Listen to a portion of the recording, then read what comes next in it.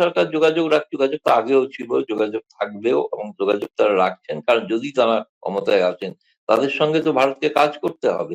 সেক্ষেত্রে ভারতের দিক থেকে কোনো শর্ত আমি বলবো না। ভারতের পক্ষেও তো দীর্ঘকাল আওয়ামী লীগকে ভারতের মাটিতে অবস্থান করতে দেওয়াটা, তারাই বা কি করবেন? তাদের তো রাজনৈতিক মানুষ, তারা রাজনীতি তো করবেন। ফলে একটা জিনিস তো মেনে দেখেছেন নিশ্চয়ই, যতগুলো প্রেস কনফারেন্স বলতে যা বোঝায় যেগুলো হয়েছে, সেগুলোতে কোথাও কিন্তু আওয়ামী লীগ নেতৃবৃন্দ বিএনপি কে কোনো আক্রমণ করেননি। আক্রমণ করেছেন ইউনূস এবং সন্ত্রাসবাদীদের। সেখানে জামায়াত ইসলামের নাম হয়নি। কিন্তু সেটা শেখ হাসিনার আপনি ইন্টারভিউ দেখুন, সেদিনের অডিও বার্তা যেটা উনি আন্তর্জাতিক সংবাদ মাধ্যমে দিয়েছিলেন, তাতেও কিন্তু বিএনপি নাম উচ্চারণ বিএনপি সম্পর্কে কোনো কথাই তিনি কিন্তু বলেন। এই ভিয়নের ইন্টারভিউতে আমি দেখলাম তিনি কিছু তার ব্যাখ্যা করেছেন বিএনপি সম্পর্কে। একটা তারেক জিয়া সম্পর্কেও একটা ব্যাখ্যা আছে তার।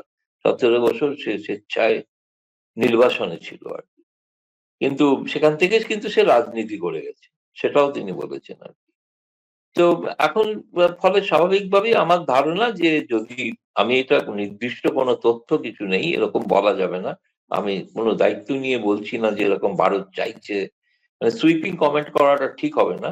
কিন্তু এটা ঘটনা যে এটা হলে আমার মতে হয় ভারতের পক্ষে ভালো নয় কি, বা ভারতবাসীর পক্ষে একটা স্বস্তির বিষয় নয় কি? বাংলাদেশে একটা স্বাভাবিক ছন্দের গণতান্ত্রিক রাজনীতি ফিরে এলো। সেটাই তো বাংলাদেশের মানুষের চাওয়া উচিত। বাংলাদেশের মানুষ কি চান, যদি ওইটা জোর করে বলেন যে তারা আওয়ামী লীগকে চান না, সেই না চান যেটা, সেটা তো প্রমাণিত হবে একমাত্র আওয়ামী লীগকে রাজনীতি করতে দিয়ে ভোটের নিরিখে বিচার করা। আওয়ামী লীগকে মানুষ চায় কি চায় না।